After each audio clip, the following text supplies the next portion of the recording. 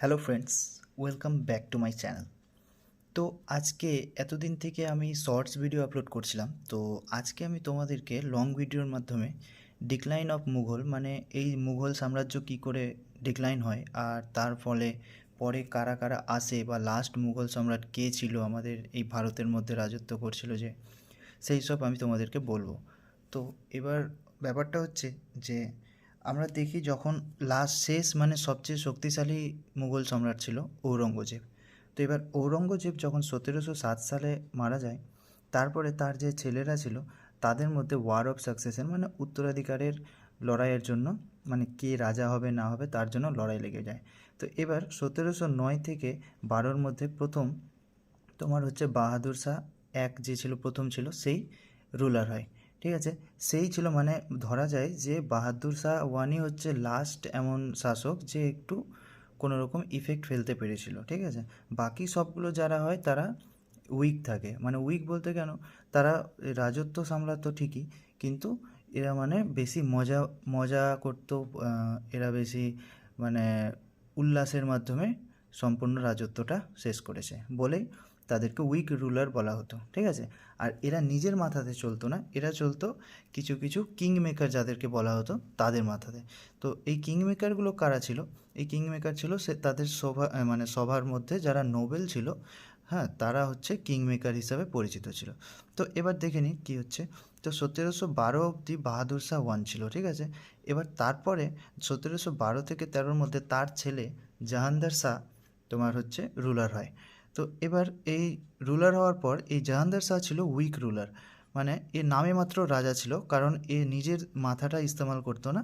ও জুলফিকার খান যে মানে তার সভার নোবেল ছিল তার কথাতে চলতো। তো এই জুলফিকার খানকে বলা হতো কিং মেকার। ঠিক আছে, সেই সময় যারা মানে নোবেলগুলো ছিল তাদেরকেই কিং মেকার হিসাবে বলা হতো। তো এবার ঠিক আছে, এটা হলো। এবার তারপর থেকে কী হচ্ছে, 1713 থেকে 19 অবধি আসছে তোমার ফারুক সাইয়ার। ঠিক আছে, এবার ফারুক সাইয়ারও উইক রুলার ছিল, কারণ এ হচ্ছে এর সময়কার কিং মেকার ছিল তোমার সৈয়দ ব্রাদার বলা হতো। একজনের নাম ছিল আবদুল্লাহ খান, আর মানে সেকেন্ড জনের নাম ছিল হোসেন আলী খান। তো এই দুজনের কথা মতো এই ফারুক সাইয়ার চলতো। তো এবার কী হচ্ছে, 1717 সালে মানে এ একটা ফরমান জারি করে, ঠিক আছে, জন শারমানকে। তো এটাকে বলা হয় ম্যাগনা কার্টা অফ ইন্ডিয়া। তো এই ফরমানটাকে 1717 সালে ফারুক সাইয়ার দিয়েছিল। এতে মানে এটা আমি নোট করেছি, এতে সব ইম্পর্ট্যান্ট পয়েন্টগুলোই আছে যেগুলো তোমরা একটু রিভিশন দিলেই এক্সামে কমন পেয়ে যাবে। ঠিক আছে, এবার তারপরে কি হচ্ছে, ফারুক সাইয়ারের পরে আসছে গিয়ে 1719 থেকে 48 অবধি মোহাম্মদ শাহ। তো এও একটা উইক রুলার ছিল। ঠিক আছে, কিন্তু এ অনেক কিছু করেছিল। ঠিক আছে, এ মানে এ অ্যাকচুয়ালি এ উইক রুলার কেন ছিল, এ বেশি তোমার নাচ গান, তারপরে তোমার ফাইট বাগেরা, তারপরে নারী, এদেরকে বেশি পছন্দ করতো। ঠিক আছে, এই মোহাম্মদ শাহকে টাইটেল দেওয়া হয়েছিল রঙ্গিলা এই জন্য, কারণ এ একটা মানে রঙিন টাইপের রাজা ছিল যে সবসময় নাচ গানের মধ্যেই মেতে থাকতো। তো এবার এ একটা ভালো কাজ করেছিল যে এ হচ্ছে সৈয়দ ব্রাদারকে মেরে দিয়েছিল। ঠিক আছে, আর এ হচ্ছে নিজামুল মুলকের হেল্প নিয়ে তাদেরকে মেরেছিল 1720-22-এর মধ্যে। ঠিক আছে, এবার তারপরে 1739 সালে ফেব্রুয়ারি 24 ব্যাটেল অফ কার্নাল হয়। ঠিক আছে, নাদির শাহ আর মোহাম্মদ শাহর মাঝে। ঠিক আছে, এবার তারপর 22 মার্চ 1739-এ নাদির শাহ মারা যায়। এবার মারা যাওয়ার পর তোমার আওয়াধ, বেঙ্গল আর হচ্ছে তোমার আরও কিছু কিছু স্টেটগুলো ছিল যারা মানে ইন্ডিপেন্ডেন্ট হতে শুরু করে। মানে প্রথমত সেই সব জায়গাগুলো আওয়াধ, বেঙ্গল ছিল, তারপরে তোমার এদিকে হায়দ্রাবাদ ছিল। তো এরা কি হচ্ছে যে ফার্স্টে মানে মুঘলের আন্ডারেই এরা থাকতো, কিন্তু এরা ধীরে ধীরে বুঝতে শিখেছিল যে মুঘলের এখন আর মানে বেশি দিন টিকতে পারবে না, তো আমাদেরকেও এখন নিজেদের জন্য সাবলীল হতে হবে। এবার সেই জন্য তারা একটু একটু করে ওঠার চেষ্টা করছিল। কিন্তু যখন তোমার হচ্ছে 1739-এ যখন নাদের শাহ মারা যায়, তখন তার পরের সময়টাতে এই আওয়াধ, বেঙ্গল এরা মানে নিজেকে ইন্ডিপেন্ডেন্ট স্টেট হিসাবে মানতে শুরু করে আর আগে হয়। তো এবার চলো পরে দেখিনি কী আছে। এবার এই নাদের শাহ কী করেছিল, তোমার কোহিনূর ডায়মন্ড আর তোমার পিকক থ্রোনটাকে চুরি করেছিল। ঠিক আছে, এবার তারপরে কী হচ্ছে, 1748 খ্রিস্টাব্দে আহমদ শাহ মানে যে মোহাম্মদ শাহর ছেলে ছিল সে রাজা হয়। এবার এ কী করে, আহমদ শাহ আবদালিকে দিল্লিতে 1748 খ্রিস্টাব্দে দিল্লিতে আক্রমণ করার জন্য আদেশ দিয়ে দেয়। এবার তারপরে এই সময় এর আন্ডারেই মানে আহমেদ শাহ আবদালির সময়ে তোমার থার্ড ব্যাটেল অফ পানিপথ হয়েছিল, ঠিক আছে। এটা টাইমটা কত হয়, 1761 হয়।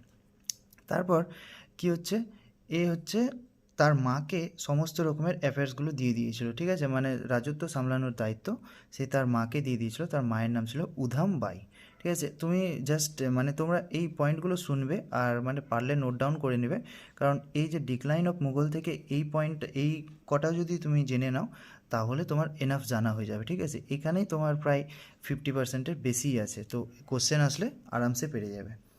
তারপরে কি হচ্ছে, সেই মানে উধাম বাই যে ছিল তিনি কী করেন যে জাভেদ খানকে চিফ নোবেল হিসেবে তৈরি করে দেন, ঠিক আছে। এবার তারপর সাফদার জাং কী করে, সেই জাভেদ খানকে মেরে দেয়।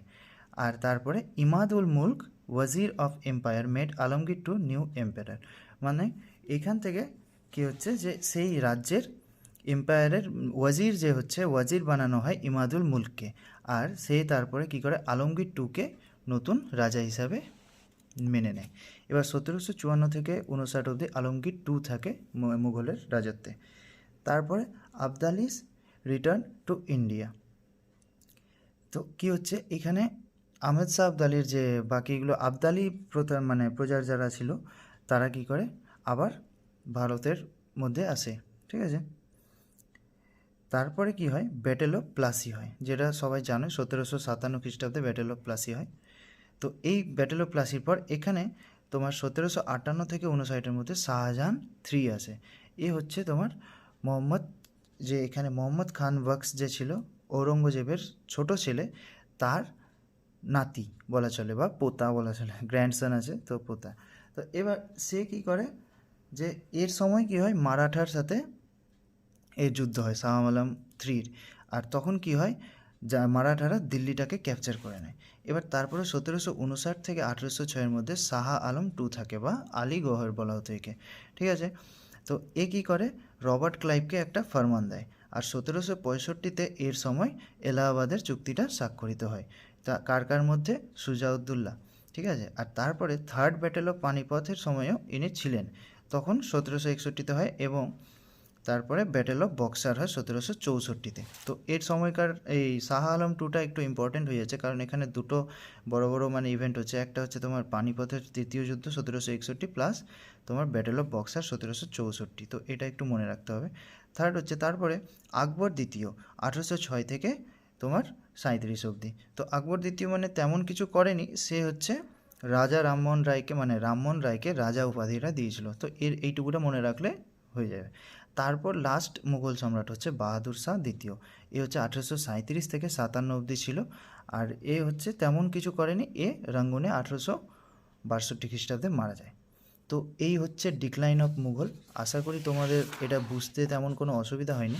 তো আমি যে পয়েন্টগুলো বলছি সেই পয়েন্টগুলো যদি তোমরা শুনে নিয়ে যদি নোট করে নাও তাহলে তোমাদের এক্সামের জন্য হেল্প হবে।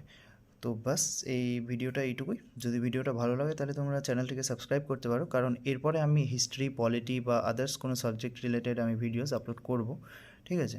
তো আমি এতদিন ইরেগুলার ছিলাম, কিন্তু এখন থেকে রেগুলার আপলোড করা চালু করব। তো ঠিক আছে, দেখা হচ্ছে নেক্সট ভিডিওতে। ততক্ষণের জন্য গুড নাইট।